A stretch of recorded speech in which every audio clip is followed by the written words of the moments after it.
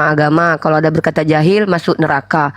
Kan mereka ini kan bilang ajaran kasih bang, tapi kasihnya kepada musuh. Tapi kalau kepada saudara sendiri, kenapa keras gitu bang? Contohnya Warnes Tritunggal saling baku hantam. Realitasnya kan begitu. Inkuisisi itu yang Kristen dihabisi, dibakar hidup-hidup. Itu gimana menurut abang bang? Kalau saya nih ya, karena saya ditanya, kita harus mendudukkan perkara ini dulu pada dudukan yang sebenarnya antara ajaran Yesus dan ajaran Kristen. Ajaran Yesusnya, tidak bisa orang itu menjadi pengikut Yesus kalau dia tidak membenci ayah ibunya, saudara-saudaranya. Itu Yesus. Kenapa demikian? Karena Yesus sedang mengajarkan ajarannya dan mendudukkan dirinya sebagai utusan di tengah-tengah orang yang tidak menerima dirinya. Dia tidak diterima dari kalangan kaumnya sendiri di mana dia diutus. Orang tua yang ada di sana tidak menerimanya, ayah, ibu, saudara perempuan, saudara laki-laki. Jadi di antara dalam satu rumpun keluarga mau menjadi pengikut Yesus, ya harus mengalami itu, harus merasakan dibenci, dimusuhi, ditolak, diusir oleh keluarganya. Maka Yesus memberikan semangat data seperti itu. Nah, kalau di Kristen beda lagi, kasihilah musuhmu. Karena apa? Ada muatan tertentu yang ingin dicapai di sana. Apa itu? Jadikan seluruh bangsa. Dengan cara apa? Kasihi mereka. Tidak boleh benci mereka. Nggak boleh begini. Jadi dua konsep yang berbeda. Dua konsep yang berbeda. Yesus tahu kalau dia dibenci. Makanya kedatangannya aku diutus hanya kepada domba. Bukan semua domba. Tetapi diutus kepada domba yang sesat. Dari umat Israel. Maka metode penyampaian proses belajar mengajar Yesus, kurikulum yang ditanamkan konsentrasinya kepada apa? Aku dibenci, aku dimusuhi, aku ditolak. Yang mau menjadi pengikutku pasti identik dengan dimusuhi oleh keluarganya. Begitu. Shalom. Iya, salam bang. Calon. Gimana Bang Adi? Semua. Selamat pagi. Silakan Bang Adi. Iya, silakan. Saya Saudara. Kristen bang. Iya, silakan bang. Saya sendiri. Gimana Dinda Uniripa? Hah? Iya. Jadi begitu sorry. bang ya. Iya. Saya jadikan materi ini berapa hari ini materi yang cukup menarik. Saya bahas sendiri gitu kan.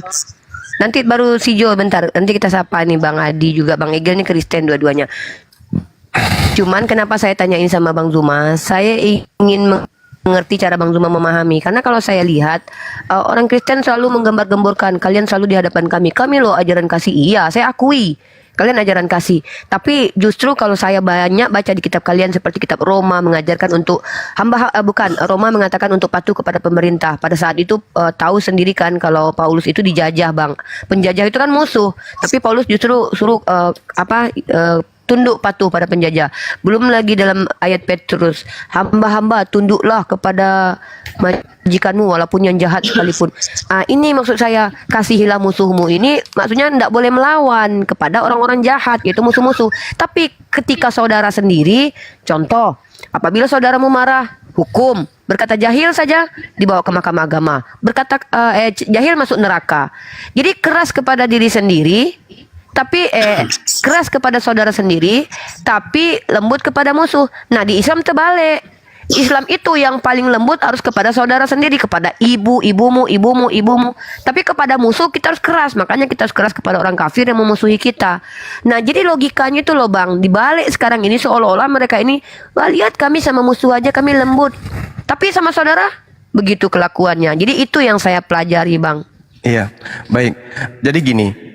Kalau di Islam itu konsep seperti kasih mengasihi itu adalah level 2. Level pertama di Islam itu adalah begitu orang itu berislam, rajin membaca Quran, rajin mengkaji Quran, maka Allah akan menanamkan secara otodidak, secara spontanitas rasa kasih sayang pada orang tersebut.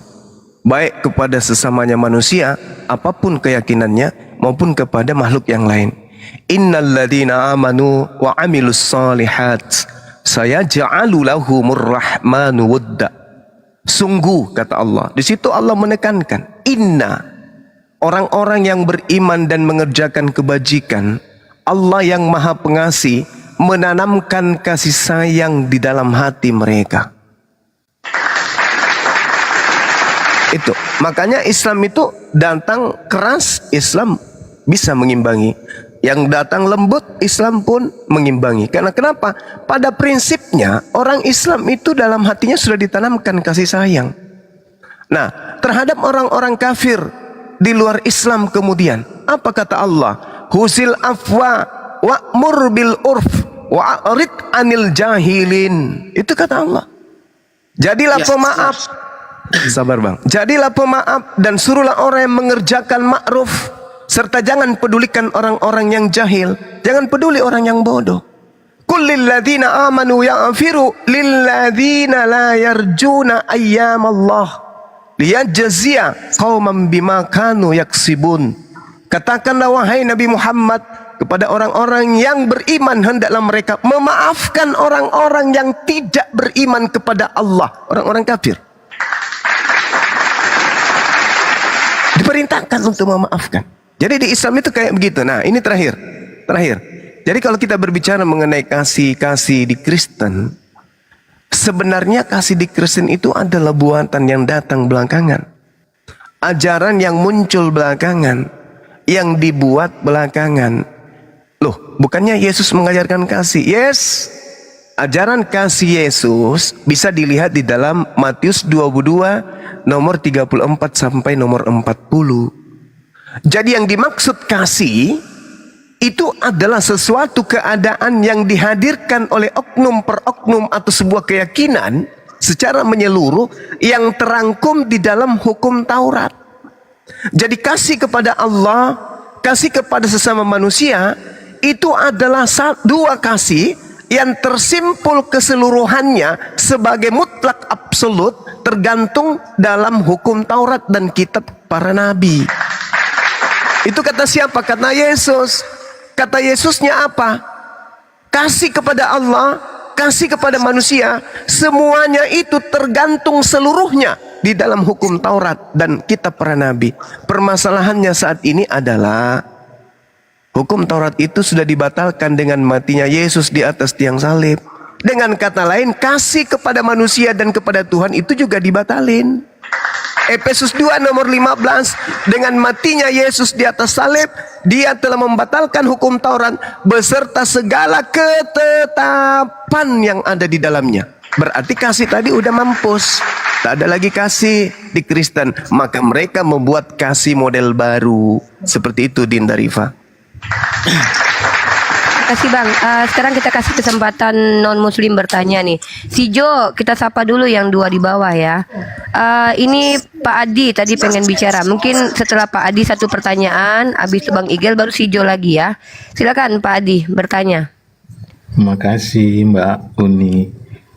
Saya coba menanggapi apa yang dikatakan oleh Bang Juma. Silakan. Saya pikir masih kurang tepat itu apa yang disampaikan oleh Bang Juma, bahwa hukum Taurat itu dibatalkan karena Efesus pasal 2 itu tadi. Sebenarnya Efesus pasal 2 itu bukan membatalkan seluruh hukum Taurat. Ya kan? Efesus pasal 2 itu membatalkan hukum Taurat yang berhubungan dengan penebusan dosa manusia. Nah, itu dia. Bukan semua hukum Taurat dibatalkan, bukan, tapi membatalkan hukum Taurat yang berhubungan dengan penebusan dosa. Karena di dalam hukum Taurat dijelaskan bahwasannya dosa manusia dapat diampuni oleh Allah atau dihapuskan oleh Allah ketika ia menghadap imam pada saat itu, dan kepada imam itu diserahkan korban-korban sembelihan seperti korban domba, korban kambing, korban lembu, korban burung tekukur. Jadi itulah makna dari Efesus pasal 2 itu. Gitu dia Mbak Uni. Saya tanggapi boleh? Ya silakan, Iya. Bang Juma. Oke, jadi gini saudara. Di dalam Efesus 2 nomor 15 itu ada kata entole dan ada kata dogma. Entole itu perintah, dogma itu ketetapan, ketentuan, hukum-hukum atau apapun yang mencakup tentang hukum Taurat. Coba Anda baca. Sebab dengan matinya Yesus sebagai manusia, Yesus telah membatalkan hukum Taurat dengan segala perintah, entole, dan dogma, ketentuan, ketetapan, hukum-hukum yang ada di dalamnya. Iya, betul. Dogma dalam bahasa Yunani itu adalah ketetapan, hukum-hukum atau perintah-perintah. Jadi seluruh ketetapan, seluruh perintah itu dibatalkan. Satu, ini satu. Yang kedua, kalaupun hukum Taurat itu tidak dibatalkan, pahami, hukum Taurat itu hanya untuk Bani Israel. Ada sangkut pautnya dengan Kristen hukum Taurat itu. Jadi berlaku tidak berlaku hukum Taurat tak ada urusan dengan Kristen. Jadi Kristen ini adalah sebuah sekte baru yang didirikan Paulus, yang mengambil kemudian kitabnya orang Yahudi dalam bentuk terjemahan demi untuk melegalkan aturan-aturan baru yang kelak akan dibuat oleh Kristen. Makanya dalam seruan Paulus itu, Paulus menyeru kemudian di Kolose 2 satu perikop Anda baca. Itu Kolose 2 mengajak orang-orang Kristen pengikut Paulus untuk meninggalkan semua hukum Tuhan. Kolose mana tuh Bang? Di Kolose 2 Bang. Jadi Ayat keberapa? Paulus ini memang mengajak satu perikop Anda baca. Anda baca sampai data nomor 23. Kalau konsentrasinya itu di data 16 sampai dengan data 23. Itu Paulus mengajak orang Kristen meninggalkan semua hukum itu.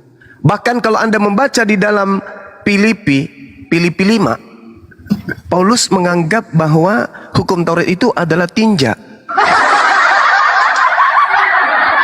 Salah itu Bang. Oh salah ya? Berarti kitab saudara yang salah cetak atau gimana ini? Enggak, di sini saya nggak ada baca yang abang sampaikan loh. Nggak ada. Coba Kolose Bang dibaca dulu.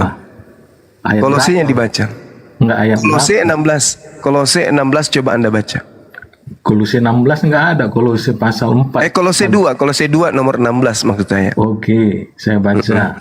Iya, Karena silakan. itu janganlah kamu biarkan orang menghukum kamu mengenai makanan dan minuman atau mengenai hari raya, bulan baru ataupun hari Sabat. Sabat itu perintah Tuhan kan? Iya. Kenapa dihilangkan? Memang di Alkitab nggak dijelaskan kenapa hal itu dihilangkan. Nah itu dia makanya aku bilang saudara, Paulus ini membentuk ajaran baru, sekte baru. Makanya di Kisah Para Rasul 24 nomor 5, Paulus ini adalah penyakit sampar yang telah menyesatkan orang Yahudi di seluruh dunia. Dan dia adalah tokoh dari agama Kristen. Nggak begitu juga lah Bang. Oh nggak bisa saudara.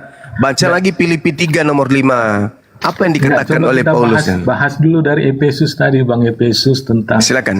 pasal 2 ayat yang 16 16 Bang. Enggak, ayat ke-15 tadi Bang. Kalau 15 Sebab dengan matinya sebagai manusia, ia telah membatalkan Efesus, hukum Taurat. Iya. Efesus pasal 2 ayat 15. Ya silakan. Di situ ada kata dogma. Iya, sebentar saya coba bacakan dulu ya. Sebab dengan matinya sebagai manusia, ia telah membatalkan hukum Taurat dengan segala perintah dan ketentuannya. Tadi abang membahas kata perintah dan ketentuannya ya kan. Iya. Cuman di setelah kalimat ataupun kata-kata tersebut, ya kan ada lagi kalimat yang selanjutnya. Untuk menciptakan. Untuk menciptakan keduanya menjadi satu baru dalam diri Yesus. Dan dengan demikian mengadakan damai sejahtera. Itu. Iya kan? Jadi Iya. Jadi di sini arti manusia baru itu adalah manusia yang telah berubah dari yang memiliki kebinasaan menjadi memiliki hidup yang kekal. Itu artinya Bang. Artinya Iya. Artinya dengan demikian, nggak semua hukum Taurat itu dibatalkan.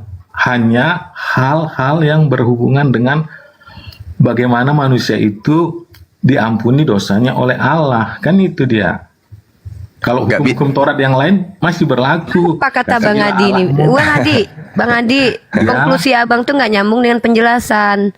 Coba, Abang penjelasannya gimana? Konklusinya apa?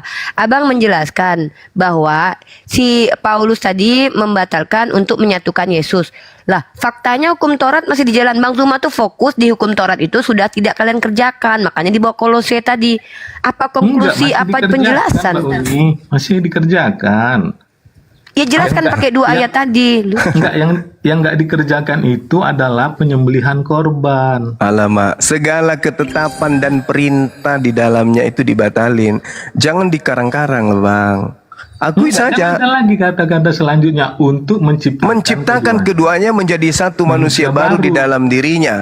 Dan Ah, iya. dengan itu mengadakan Manusia damai baru itu sejahtera. kan, itu juga perlu kita bahas kan gitu dia Bang. Bukan, manusia baru itu setelah dia bangkit dari kubur, tak ada lagi kemudian hukum-hukum Taurat itu. Sudah selesai hukum Taurat itu untuk Kristen. Apa yang kalian lakukan di hukum Taurat? Itu Bang. Coba-coba sebutkan satu hal yang kalian lakukan berdasarkan hukum Taurat. Apa itu? Satu aja. Ya misalnya jangan mencuri ya kan. Lah, kalau jangan mencuri itu kan semua pakai hukum Taurat. itu semua agama juga mengajarkan itu. Jangan Iya. mencuri. Itu sudah Karena belum dibatalin. tadi tentang hukum Taurat yang dilakukan. Cuma Lah, jangan mencuri. Berarti saya juga sebagai Muslim pelaku Taurat dong. Karena saya juga Iya. dilarang mencuri. Anda Iya. bukan begitu, saudara. Coba Anda lihat di dalam di Filipi 3 nomor 8. Paulus menganggap hukum Taurat itu sebagai tinja. Filipi mana Bang? Filipi 3:8. Filipi pasal 3 ayat 8. Filipi pasal 3 ayat 8. Iya. Oke, saya Titik baca ya. bertindih. Saya baca ya. Ya. Malahan segala sesuatu kuanggap rugi karena pengenalan akan Kristus Tuhanku. Lebih mulia daripada semuanya. Oleh karena dialah aku telah melepaskan semuanya itu dan menganggapnya sampah supaya aku memperoleh Kristus.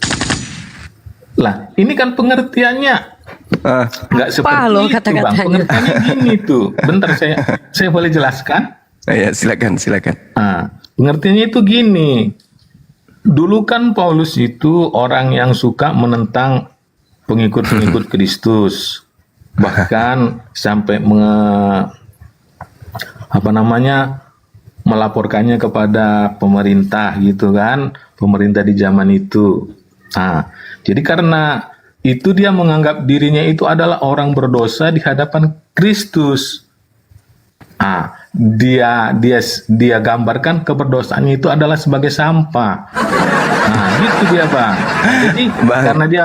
karena dia merasa itu, makanya dia mengatakan pengenalan yang dulu itu, pengenalan akan Kristus itu lebih mulia dari yang ada dulu. Ah, dia kan dulu penganut agama Yahudi.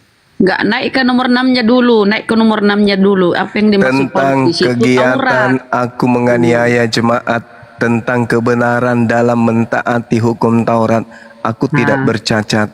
Tetapi apa yang dahulu merupakan keuntungan bagiku, sekarang ku anggap rugi karena Yesus. Malahan segala sesuatu ku anggap rugi karena pengenalan akan Yesus Kristus, Tuhanku, lebih mulia dari semuanya. Oleh karena dialah aku telah melepaskan semuanya itu. Melepaskan semuanya itu. Dan menganggapnya Artinya dia melepaskan skubalon. hal-hal yang nggak benar yang dilakukannya sebelum mengenal Kristus gitu kan. Bukan Lalu menganggapnya seperti yang sampah Abang tinja. sampaikan. Skubalon. Mana hukum Taurat yang kalian lakukan? Jangan mencuri. Berarti kami juga orang Islam pelaku Taurat dong kalau itu. Itu Enggak, cuma kan? itu cuma Kan gini dia, akalan-akalan. Bang, masalah hukum tentang keagamaan ini kan bisa ada kesamaan seperti hukum Al-Quran. Iya, sama tapi hukum kan Alkitab yang lucu di Anda, di Al-Quran juga dilarang mencuri. yang lucu Kristen di juga Anda dilarang itu mencuri. kitab Anda mengatakan marilah kita meninggalkan, semuanya itu sudah dibatalin. Tapi Anda memaksakan tidak dibatalin. Kenapa? Karena yang berbicara ini adalah kemanusiaan, naluri kemanusiaan Anda, bukan naluri kekristenan Anda yang berbicara ini sekarang. Bukanlah bang. Ya, iyalah. Di Kristen itu nggak berbicara Kalau naluri Nggak. kekristenan Anda yang berbicara, Nggak, gini tak dong. ada lagi yang haram. Nggak ada dalam agama Anda yang haram itu apa? Kalau di, Itu kalau apa di dalam haram? perjanjian Gini, baru, gini, dengar dulu bang. Bisa ngomong bentar? Iya, silakan. Jadi gini bang, kalau abang bertanya sama bang Adi, abang kan meminta penjelasan kan gitu. Jadi kalau sudah dijelaskan bang, jangan terlalu dibantah. Itulah kami. Oh, nggak bisa. Itu namanya, parah itu nih. namanya bahlul. Nggak bisa begitu deh. Saya bukan murid di sini. Bukan gereja. Ini bukan gereja. Saya murid, bukan murid. Saya juga mudarris. Anda juga mudarris. Atau Anda ustadz, saya juga ustadz. Anda pendeta, sama kedudukan kita. Sama-sama kita. Jadi kalau dibantah terus bang, kapan selesainya? Selesai pada saat akal saudara berguna, berfungsi. Berguna Yesus- tidak berguna apa masalahnya bang? Masalahnya untuk membedakan Anda hewan dengan manusia. Coba Anda lihat di Ibrani 6 nomor 1. Sebab itu marilah kita tinggalkan asas-asas. Apa itu asas-asas? Hukum-hukum. Jadi kalau abang nanti menjelaskan juga saat ditanya tetap kami bantah, apakah abang senang juga? Silakan Anda bantah. Kalau Anda bisa bantah Al-Quran, bantah sebantah-bantahnya. Itu justru Al-Quran minta untuk dibantah. Tapi dengan kaidah ilmu, bukan hanya congor. Kalau ini kitabnya mengatakan segala sesuatu telah dibatalkan berdasarkan ketetapan dan perintah yang ada di dalamnya. Tapi ternyata masih ada. Kenapa dia mengatakan masih ada? Karena itu adalah naluri kemanusiaan. Karena naluri kemanusiaan kita ini itu masih bisa membedakan baik dan buruk meskipun tak ada agama. Karena kita punya akal. sebentar bang, saya jawab tentang naluri kemanusiaan. Di dalam Kristen, naluri kemanusiaan itu nggak ada bang. Yang ada iman dan hati nurani. Inilah Kita artinya. mengenal Kristus itu Mantap. lewat iman bang, bukan lewat naluri. Oh, Lewat salah, iman. salah. Coba Itulah tunjukkan. yang- Mantap. Hah? Coba tunjukkan dalilnya dari ajaran Yesus. Kasihilah Tuhanmu dengan iman. Coba tunjukkan ke saya. Enggak gini. Loh. Nggak bisa. Dulu lah, Coba. Bang. Perintah Yesusnya mengasihi Tuhan dengan iman itu di mana? Enggak. Loh, Pertama Lalu? gini, enggak sebentar enggak? bang. Ah, sebentar ya saya coba kasih dulu beberapa kalimat. Nah, di Kristen itu diajarkan untuk menjadi Kristen kita dengan iman. Ah, Iya. Sebentar iya dulu bang. saya ngerti itu. Saya paham kalau Kristen. Nah, Saya tahu. baru paham. setelah Paham. itu kita diajarkan bagaimana mengasihi. Yang Iya. pertama itu iman. Iya, oke. Baru yang selanjutnya kasih. Oke, Nah, oke. Perbuatan Iman- baik. oke. Perbuatan benar. Oke, baik. Nah, itu Iman yang benar itu landasan tolak ukurnya apa? Injil bang. Dalam Bukan Al-Quran akal. kan udah jelas Bukan akal. dikatakan. Bukan akal. Bukanlah bang, iman. Kalau bukan akal, kenapa Anda menggunakan akal untuk mengakal-akali dalil yang ada di Bible? Kenapa? Loh, saya enggak mengakal-akali loh. Loh, di mana? Coba saudara. Di Enggak, mana? ini kita lihat di apa Di mana? dulu, apa namanya? Di mana saya bisa Roma lihat? pasal 1 ayat 16. Oke, silakan. Silakan Anda bacakan. Saya bacakan ya bang. Iya. Roma 1 ayat 16. Sebab aku mempunyai keyakinan yang kokoh dalam Injil, karena Injil adalah kekuatan Allah yang menyelamatkan setiap orang yang percaya. Pertama-tama orang Yahudi, tetapi juga orang Yunani. Ah, itu yang pertama ya kan? Oke. Ah. Apa yang Anda baru kelanjutannya ini bang supaya apa yang saya sampaikan tadi itu menjadi satu kekuatan yang kuat gitu. Di Roma pasal 3 ayat 7. 28 bang. Oh, 28. Silakan Saya Anda bacakan mendogma. saya bacakan Ya, karena silakan.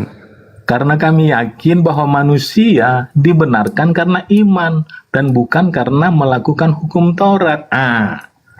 Jadi Oke. kalau kita melakukan kasih, ya kan, tapi kita nggak apa namanya, Boleh enggak saya nggak sedikit ada masuk? iman kepada Kristus, sia-sia, Bang. Itu Oke. yang pertama. Boleh enggak saya Iman. masuk sedikit?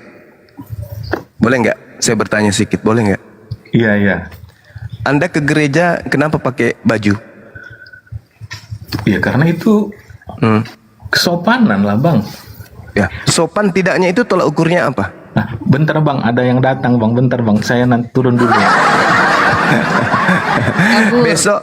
Besok kalau ke Kayak gereja gitu. mohon telanjang aja Bang ya. Nggak usah pakai akal. Karena iman Anda yang akan menyelamatkan Anda. Silakan. Kita saksikan besok saudara kita Kristen ke gereja dengan iman tanpa pakaian baju celana tapi pakai sepatu dengan kaos kaki sampai lutut. Silakan Sijo.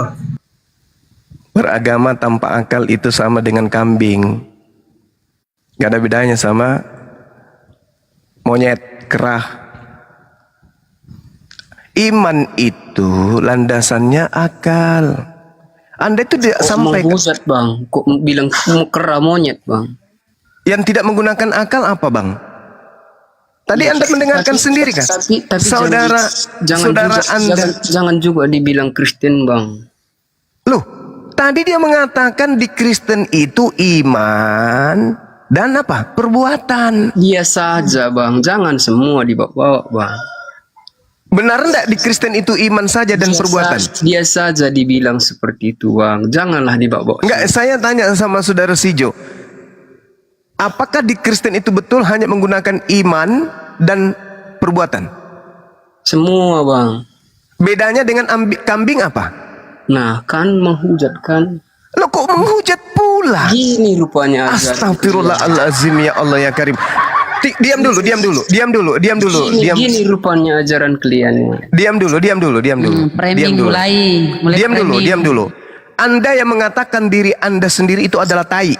Kemudian saya menjelaskan tai itu busuk. Kenapa saya jadi yang terpidana di sini? Gini ajaran Dengarkan. klien. Sabar dulu. Saudara aja, Anda. cuma Iya, makanya sabar. Iya, makanya sabar kucluk. Kau suruh saya sabar, tapi kau nggak mau diam. Saudaramu sendiri yang mengatakan di Kristen itu tidak ada akal, yang ada iman dan perbuatan. Apa itu iman? Percaya. Sabar dulu Napa, please. Habis ini kau bicara sampai 2 jam. Dengarkan dulu gerundaku tuh ngomong aja kau. Diam dulu please. Oke, Sijo diam dulu. Habis ini Anda bicara ya. Kita gantian. Kebetulan saya diundang di sini sebagai narasumber ya. Jadi diam dulu kawan ya. Habis ini paling 1 menit. Habis itu saudara berbicara. Tadi kita mendengarkan saudara Kristen kita mengatakan di Kristen itu tidak ada akal, yang ada iman dan perbuatan. Saya tengok seekor kambing. Iman itu tidak ada di Kristen. Yang ada hanya apa? Di Kristen itu pisti itu percaya, yakin.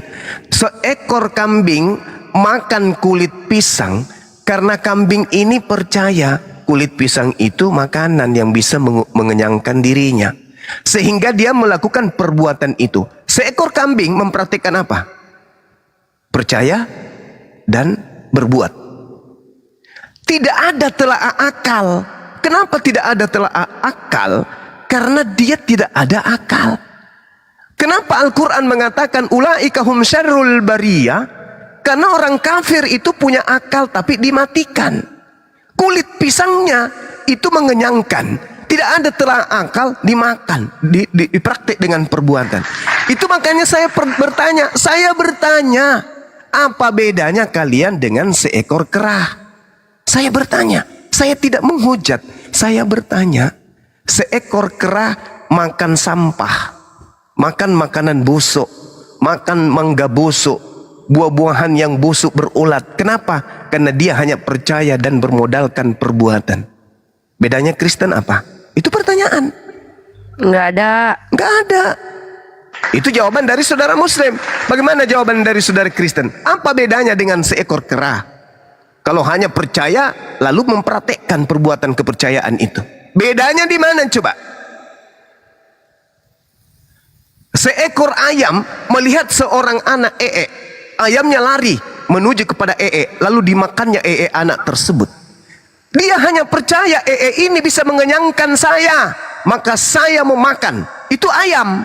Sekarang bedanya dengan Kristen apa? Akal. Apa bedanya dengan ayam tadi? Ngomong bang. Ya, sekarang giliran Anda. Apa bedanya seekor ayam tadi dengan Kristen? Silakan.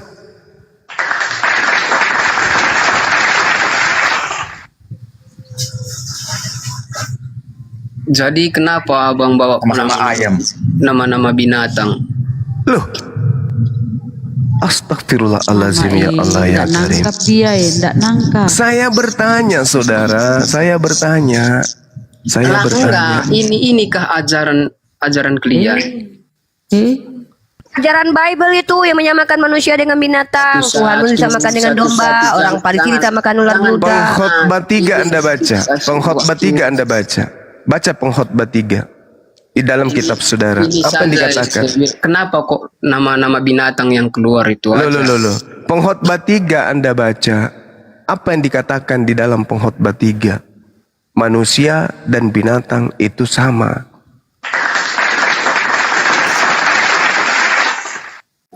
Itu sama. Dan Anda diidentikan oleh Paulus dengan domba kan? Benar nggak?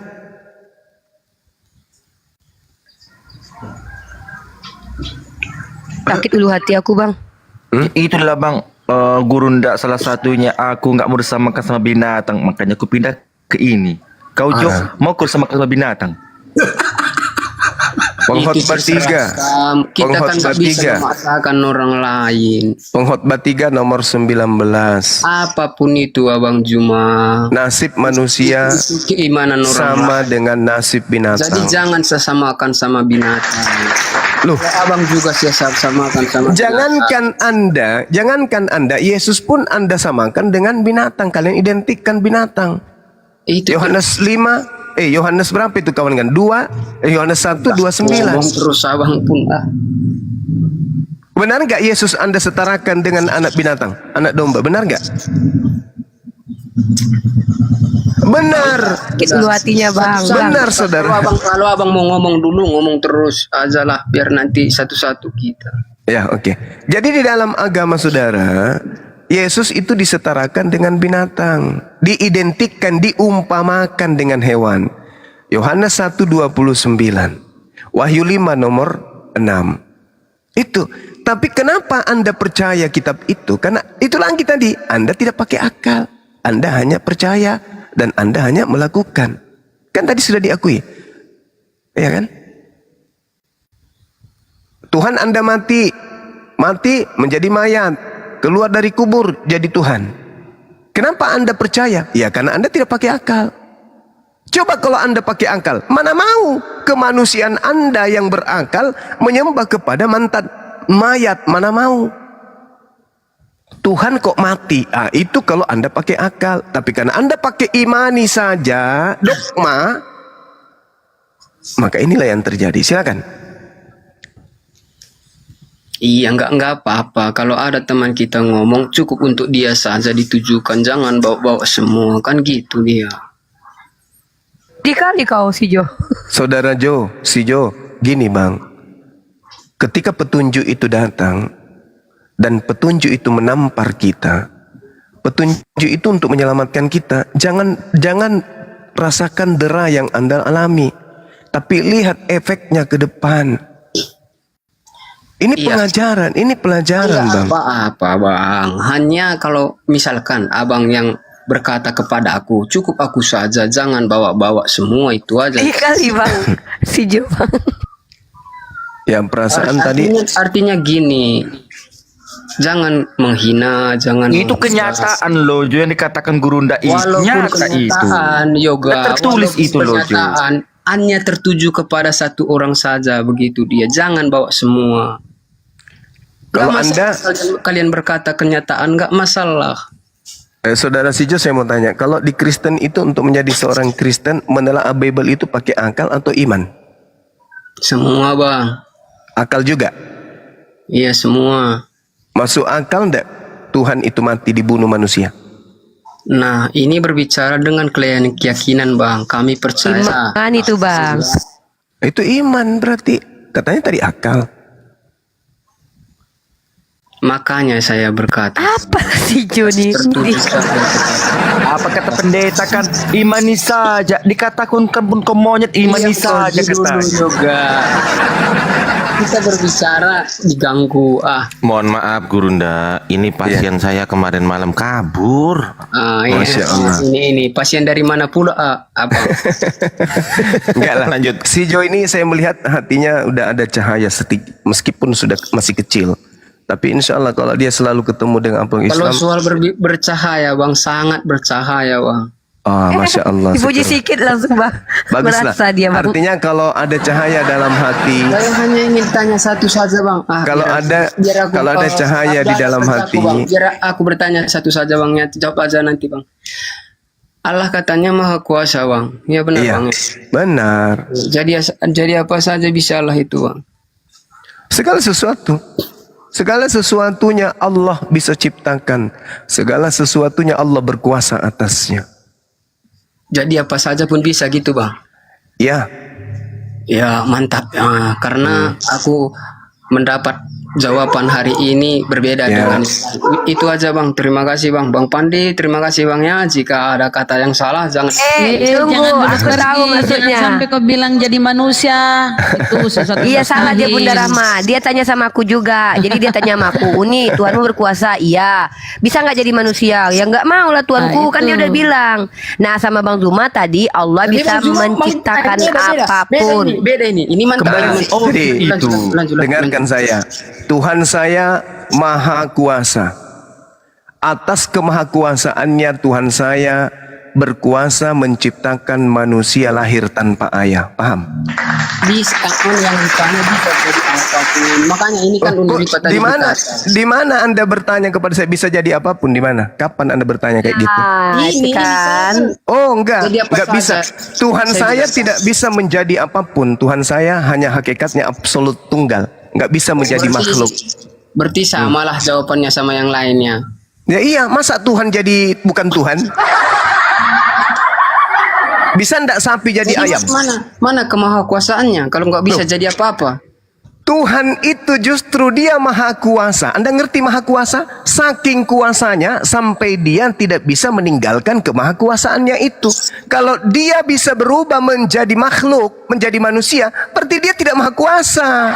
Karena dia bisa meninggalkan kekuasaannya. Seorang raja, dia hanya menjadi raja pada episode dia jadi raja saja. Berarti dia tidak maharaja. Kenapa? Ada masa dia turun tahta. Nah kalau Tuhan kami itu tidak pernah turun tahta. Dia selama-lamanya King of King, raja di atas segala raja. Maka dia tidak pernah turun derajat. Kalau Tuhanmu turun derajat menjadi domba. Kau bawa lagi kan, domba lagi kan. Loh, Kenapa bang? Aku nggak pernah nafsu nama di binatang dari tadi. Yohanes 1:29, inilah Yesus anak domba anak dewa domba dewa. Gimana sih? Aku jadi belepotan nyebutnya, takut salah gitu loh. Gimana dong? Hari ini bunyinya, hari ini anak domba Paskah kita telah disembelih yaitu Kristus. Mate Mija. itu Oh Tuhan namanya. disembelih. Mati Mija. Tuhan itu tidak bisa turun derajat. Kalau dia Tuhan turun derajat itu bukan Tuhan, itu hantu yang berpura-pura jadi Tuhan. Disembelih Gak bisa kayak pula. gitu. Oh, Mama. Jangan Anda bangga. Oh Tuhan Tuhan saya maha kuasa. Buktinya dia bisa menjadi manusia. Oke. Kalau menjadi manusia Anda katakan sebagai maha kuasa, berarti Tuhan Anda bisa menjadi setan. Ayo. Betul Tuhan Anda bisa jadi setan? Betul Tuhan Anda bisa jadi tai? Berarti yang dimaksud kok tai pula? Loh. Anda memahami Anda memahami Tuhan itu maha kuasa bisa menjadi apapun Berbicara kan? soal tai pula. Aduh, ajaran gini gitu ajarannya. Loh, ada apa ini? Banyak kali framing. Makanya Tuhan itu maha suci. Jangankan menjadi manusia, menjadi kembar saja Tuhan itu tidak bisa. Jadi mana kemahakuasaannya? Itulah maha kuasanya, tidak bisa jatuh dia dari kemahakuasaan itu. Maka dia tidak bisa turun level. Hanya Masa bisa ada jadi Tuhan, saja masa gitu. ada Tuhan maha kuasa. Begitu dia turun level, mama. Apa? Dari tadi kau Nenen. cerewet. Nenen ma. Coba kalau Tuhanmu itu tidak dinetein. Suka kali aku Saudara, cara kalian menghujat. kalau Tuhanmu itu tidak dinetein sama ibunya. Kalaupun Nampak dia sekali. tumbuh, dia menjadi mirip seperti pohon bonsai. Kerdil. Kerdil. Karena dia nggak dicucuin. Suka kali aku cara kalian menghujat. Iya, aku suka lihat kau Astagfirullahaladzim, ya nangis Allah dari ya tadi loh. Karim. Di dalam kitabmu dikatakan Yesus nenen, paman. Kok jadi menghujat? Enggak pernah. Kalau ada dalilnya? Itu salah ayatnya Bang Zuma. Ayatnya salah itu. Jadi gini saudara Sijo, saya tahu saudara Sijo ini orang baik, anak yang baik, hatinya lembut. Saya tahu itu. Tapi ketika kemudian Anda dalam komunitas Kristen belajar Bible, orang Makassar bilang sama-sama sifat tolo-toloi. Tidak ada di antara kalian yang terbit atau orbit atau tampil sebagai pengajar yang mengandalkan akal. Kalian saling membodoh-bodohi satu sama lain. Kenapa itu? Bodoh itu identik dengan orang yang tidak berakal. Bodoh itu adalah situasi di mana orang itu tidak memfungsikan akalnya. Ketika Anda menjadi Kristen tanpa akal, berarti menjadi Kristen dalam lautan kebodohan. Makanya ketika Anda berhadapan dengan kami umat Islam, Anda merasa loh kok bisa begini, loh kok bisa kayak gini, loh kok bisa kayak gini. Itu karena Anda tidak menalar kitab Anda dengan standarisasi akal, keseimbangan. Anda pincang dalam beragama. Anda meninggalkan akal dan menuju kepada keyakinan. Sama seperti orang melihat bara. Sudah jelas menurut akal bara api itu panas, dipegang melepuh. Tapi Anda percaya, enggak kok, ini kalau dipegang ini dingin. Nah, Anda pegang, clop, aduh, manas mang, mas, nanas. Ternyata ini nanas. Panas, Kupikir panas. dingin. Oh panas, bukan nanas. Ternyata panas kenyataannya. Begitulah agama Anda. Ketika dinalar dengan akal, ternyata agama saya tidak layak disebut sebagai kebenaran. Itu bang, itu saudara. Oh ternyata agama saya ketika dibawa di meja akademisi lalu dibedah dengan pisau pendidikan, ternyata kitab saya nggak lolos. Jadi selama ini yang saya andalkan nyanyi-nyanyi di gereja itu cuman sekedar percaya dan meyakini saja. Tapi aspek kebenarannya berdasarkan ilmu itu nggak nyambung. Makanya Bible saya ini harus dikritik, harus direvisi, harus dikritik. Bisa dikritik, bisa dikritisi, bisa Direvisi. Ternyata memang begitu keadaannya. Begitu saudara ya. Saya yakin Anda orang yang baik, ada potensi Anda itu menjadi cerdas. Tapi sekali lagi saya ingin mengatakan, agama tanpa akal itu adalah bahlul. Siap paman. Nah, itu dia. Silakan. Silakan Sijo. Ya ibarat orang yang jalan di tengah jalan nggak pakai baju ya, mana-mana nggak, akalnya nggak ini lagi, nggak normal lagi, kesian ya. Iya, dia hanya percaya aku pakai baju loh, aku pakai loreng loh, pakaian seragam loh. Tapi akal melihatnya orang ini tidak pakai baju, tapi dia mengatakan aku pakai baju. Itu orang apa namanya? Kurang waras. Orang yang tidak menggunakan akal atau orang yang tidak berfungsi akal. Kalau orang gila, dia pingin berakal, tapi dia ada penyakit. Tapi kalau Anda tidak gila. Anda tidak gila, tapi Anda yang membuat diri Anda gila. Oh mama kasihan. Oh Bang Jo. Cobalah dulu Bang, kau baca dulu Bang di Keluaran 33:20 Bang. Dan Tuhan berfirman, engkaulah tidak dapat memandang wajahku, sebab aku tidak ada yang satu pun memandang aku yang dapat hidup. Dapat hidup. Kenapa Yesus bisa dipandang? Kau pikir ke situ dulu. Kau anggap dia Tuhan. Oh, ini sudah bisa Mantap. jadi. Sudah bisa jadi pastor yoga ini. Yoga ini Muslim ya Gurunda ya? Iya Muslim. Beliau mu'alaf. Bisa jadi pastor dia. Assalamualaikum Bang Zuma, Unirifa, Bang Pandi. Waalaikumsalam. Waalaikumsalam. Bagaimana si Ucok dek masih bengkak? Salam warahmatullahi wabarakatuh. Dikit lagi. Alhamdulillah. Itu dikipas ya, sering dikipas-kipasi, pasang kipas angin, dingin-dingin gitu, cepet sembuh itu. Iya Bunda. Apa? Ini Bang Jimu alaf yang yang sunatnya sakit sekali ini ya? Iya. Enggak, Oh, Masya Allah. nikmat enggak sakit, nikmat kali. Padahal kata orang kayak digigit semut ya, ternyata sakit ya. Beda Bunda, aku pakai kapak Bunda. Assalamualaikum Bang Ardiansa. Ini Bang Ardiansa bukan? Waalaikumsalam Beliau warahmatullahi Sekretaris Umum Apologet Islam Indonesia. iya. Aku mau membaca ayat suci Al-Quran ya. Satu ayat saja. Habis itu nanti diambil alih oleh adik-adik saya. A'udzubillahi minasyaitonirrajim. Wa mathalul ladina kafaru kamathalil ladzi yan'iku bima la yasma'u illa du'a aw nida. Summum bukmun umyum fahum la ya'qilun. Dan seperumpama bagi penyeru umat Islam, ustadz, kiai, ulama, apologet Islam menyeru kepada orang-orang kafir adalah seperti seorang gembala yang meneriaki binatang. Mereka hanya mendengarkan suara dan panggilan saja, tetapi mereka tidak mengerti. Mereka tuli bisu dan buta, maka mereka tidak memahami. Ini cerminan orang-orang kafir menurut Al-Quran. Ini menurut Al-Quran. Surah Al-Baqarah ayat 171. 1 ditambah 1 sama dengan 2. Ditambah 1 sama dengan 3. Nah, itu anak TK tuh. Nah, itu anak TK. Tapi kalau mereka enggak, mereka mendengar. Misalnya dalam 1 Yohanes 5 nomor 7, ada 3 yang bersaksi di surga. Ditanya, ada berapa Tuhanmu di surga? 1.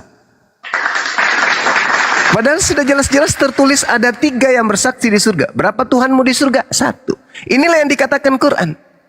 Wa mathalul ladzina kafaru kamathalil ladzi yan'iku bima la yasma'u illa du'a wa nida. Mereka hanya mendengarkan teriakan, mereka mendengarkan suara panggilan. Kambing, oh kambing. Tidak ada pernah kambing mendengar, ya paman. Gak ada. Dia cuman menengok. Mbek. Kamu sudah mandi belum? Mbek. Sudah makan belum? Bom. Gak ada dia. Tak ada. Dia mendengar, tapi dia tak mengerti makna. Dia nggak paham. Tidak ada alat di dalam dirinya untuk mendengarkan itu. Allah memasang alat untuk memahami itu. Allah memberi alat itu. Tetapi mereka menolak alat itu. Makanya Allah mengatakan mereka tuli bisu dan buta, maka mereka tidak mengerti. Inilah akibat daripada apa? Baca Al-Quran surah An-Nisa ayat 157. Ini akibatnya. Kami hukum juga mereka dengan ucapan mereka. Kami telah menyalib, kami telah membunuh. Itu. Allah hukum mereka. Mereka menjadi buta, mereka menjadi tuli. Itu hukumannya. Mereka belum masuk neraka, udah dihukum. 1 ditambah 1 sama dengan 2. Tambah 1 sama dengan 3. Tapi kalau dia beda. 1 ditambah 1 kurang om, tambah lagi 1. Ditambah 1 sama dengan 1. Ini yang diterangkan Quran. Mereka orang Islam ketika menyeru kepada saudara-saudaranya yang kafir, orang Islam seperti penggembala yang sedang meneriaki binatang. Mereka hanya mendengar, mereka hanya mendengar suara, mereka mengetahui ada panggilan, tetapi mereka tidak mengerti apa makna dari panggilan itu, apa makna dari suara itu. Kambing, bam bam, mbe. Ada mobil, hus. Nggak ngerti, asal lari doang, nggak paham dia. Nah sama seperti ini, punya bebel ditenteng kemana-mana, sama, tapi dia nggak paham isinya. Seperti itu. Dan pengakuan yang sangat luar biasa tadi kita dengarkan. Di Kristen itu Pak, kita tidak pakai akal. Yang kita pakai adalah iman. Setelah itu perbuatan. Ya sudah. Sudah. Maka jangan salahkan saya ketika saya bertanya. Saya bertanya doang loh. Apa bedanya Anda dengan kambing? Bertanya doang. Bukan mengatakan Anda kambing. Demikian, sementara silakan diambil alih. Ya. Siap, Paman. Masya Allah, Lanjut, Paman. Gurunda, silakan. Gurunda. Biasa. Ya gimana Iya. Dinda? Itu din semenjak aku nggak makan babi kan makin waras otakku loh. Alhamdulillahi Rabbil Alamin. Masya Allah. Masya Allah. Kalau di dalam Islam ditanya, wahai Bang Suma, ya Paman, kenapa Islam dilarang makan makanan babi? Kenapa? Alasannya karena babi itu adalah makanan-makanan yang disajikan kepada roh-roh jahat. Makanan babi itu, binatang babi itu adalah menu utama untuk roh-roh gelap. Babi itu adalah makanan sesajen yang dipersembahkan oleh penganut ajaran paganisme, ajaran politeisme, ajaran dewa-dewa, animisme. Ketika mereka mempersembahkan makanan kepada para dewa, pada setan, pada hantu, itu mereka mempersembahkan apa? Daging babi. Jadi seibarat orang yang makan daging babi adalah makan makanan yang dipersembahkan kepada setan. Makanya di Islam dilarang. Yesaya 66 nomor 17. Tuhan akan datang membakar seluruh pemakan babi. Kenapa bisa? Ya karena babi itu makanan yang disajikan kepada berhala-berhala. Babi itu adalah makanan-makanan untuk dewa-dewa. Coba tanya teman-teman yang sering mempersembahkan babi, khususnya mereka yang menyembah dewa-dewa. Teman-temanku misalnya agama Tolotang atau agama animisme. Wahai saudara, kamu kalau melakukan sesajen, apa yang menjadi menu utama? Papi. Kalau bukan papi apa? Anjing. Itu. Dan itu adalah makanan kesukaan yoga sebelum masuk Islam. Bahasanya. Iyalah. Iya, makin banyak pita-pitanya, cacing pitanya merah-merah kulitku sebelumnya. Ini udah hilang merah-merahnya, Paman. Gurunda. Jadi orang yang menyajikan makanan babi sama yoga itu seibarat dia menyajikan makanan kepada setan. Karena memang dalam Al-Quran setan itu sekelompok dengan kafir. Surah Sad. Itu. Ngeri ah. Ngeri loh. Ngeri. Kenapa itu Gurunda babi itu haram ya? Karena babi itu sebelum kawin ya dengan betina itu dia ini dulu, dia pemanasan dulu dengan sesama jantan loh. Mama begitu dia ya. Jadi sifatnya makanya babi itu ya Allah haram. Dia pemanasan dulu sesama jenisnya, sama laki misalnya dia jantan tuh. Dia anu dulu jantan itu. Setelah ini terpuaskan jantan, barulah dia cari betina. Mama Dan kalau lapar tak ada makanan, tainya sendiri dimakan, betul nggak? Tainya dia balik ke belakang makan tai atau apanya. Mama. Makanya pendeta Bunda apa dia mengesahkan LGBTI itu kan karena makan babi dia. Mama Nauzubillah. Bunda Rahma ini kok tahu kali soal babi? Jangan-jangan punya kandang babi di belakang rumah. Karena penyelidikan, pernah bertetangga dengan saudara pemakan babi ya gitu. Gitu. Kirain pernah punya sendiri di belakang rumah Bunda. Makanya kok paham kali, Bah. Makanya begitulah itu babi. Pemanasan dulu mereka. Kalau orang tua saya dulu di Palopo sana, kalau dia ada nangkap babi, itu digantung di pohon. Jadi pagi digantung di pohon besar, itu kurang lebih seperti yoga badannya. Digantung di pohon babinya, ya. Sebentar kita pulang dari tambak, babi itu sudah nggak ada. Iya, hilang itu. Dimanain? Diambil Siapa yang sama ambil kira-kira? orang sebelah kampung. 30 ekor babinya Gurunda. Diambil sama tetangga sebelah. Jadi kutanya sama bapak, Pak ini nggak berdosa, enggak, itu kan halal bagi dia dan ini hama bagi kita. Daripada dia membusuk di sini, lebih baik begitu kita bunuh karena mengganggu, ini hama, datang dia makan, tidak apa-apa, tidak masalah. Soalnya itu kalau dijual ke mereka, nah itu kita makan uangnya nggak boleh. Tapi kan di Bible mereka perjanjian lama itu ya, itu punya Yahudi, itu haram, cuma diedit, ditambah menjadi hutan, babi hutan. Tadinya babi tok. Tapi ditambahi hutan, akal-akalannya ya. Mungkin maksudnya jangan makan sendiri di hutan, bawa ke kampung, di tengah-tengah kampung kita makan rame-rame maksudnya. Mungkin maksudnya orang tuanya Gurunda itu daripada ini kan sama dengan membuang bangkai babi ya Gurunda ya. Iya.